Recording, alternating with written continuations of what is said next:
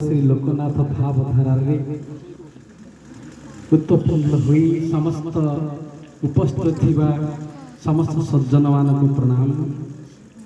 प्रभु लोकनाथ श्री जगन्नाथ महाप्रभु को सर्वाग्य प्रणाम जनाऊँगी। मदीय भगवत संबंध दाता स्वामी भागवतानंद पुरी महोदय को सम्मान जनाऊँगी एवं महामृत्युंजयर चलंती ठाकुर जहाँ दत्त सार कहीगले समस्त चिकित्सक भाई बहन को भूमिष्ठ प्रणाम। आपण माने चलंती रुद्र रुद्र भगवान समस्त को जीवन्यास दे पारती। जमिति जगन्नाथ महाप्रभुंकर चलंती जगन्नाथ होउछंती पुरी गजपति महाराज, ठीक सही न्याय रे रुद्र देवतांकर चलंती रुद्र चलंती प्रभु होउछंती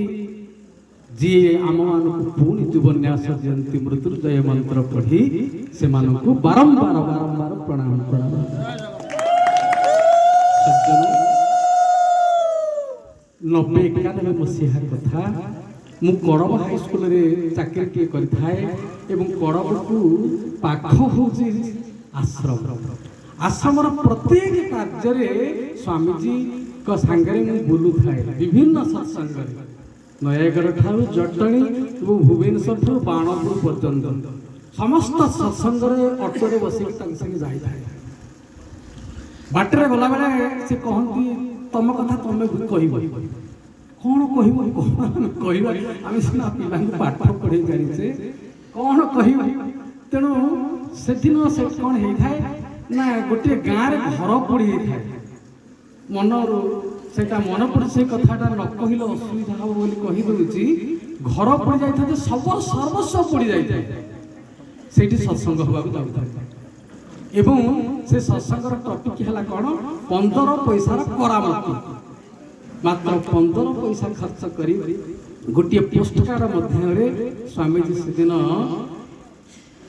हमर लेखी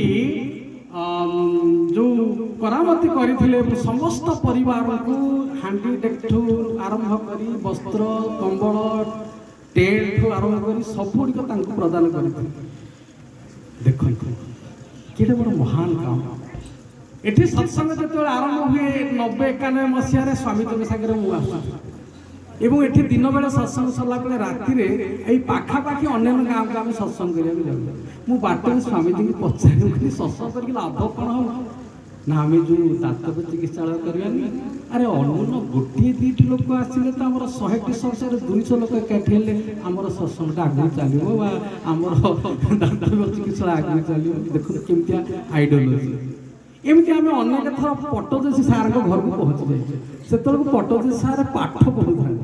आम प्रत्येक द्वितीय रविवार शनिवार घर को गला बेलू सार नथिबे आम बहुत चेष्टा कर देखा कर थर थर देखा है जाए आसिक मुंडिया टे मारती सार को मुझे पर बस सार पाख स्वामी जी कथा जानी सब पिला पाख डाक पचार तुम ना कौन प्रथम कथा मन पड़ो ना सार मन पड़ो ना तुम ना कौन ना मो ना सूर्यकांत पट्टदेशी ना सूर्यकांत कहले कौन बुझुच से नीरव हो कौन कहते मत स्वामी जी बुझेले कहले अच्छा कहार आखि तीनटा कहल संगे संगे कहदे लोकनाथ 3टा आखि ना गोटे सूर्य आखि गोटे चंद्र आखि आ गोटे अग्नि आखि से अग्नि शिखा होउछंती सूर्य तमे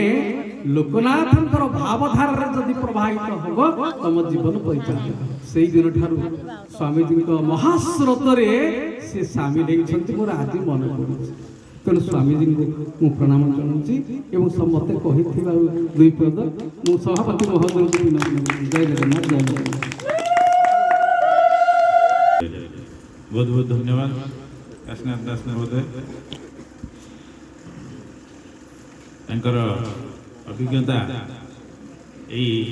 जगन्नाथ लोकनाथ भावधारा सहित एवं ये अनुष्ठान सहित आपण मैंने शुणुले समय कम तेणु आमे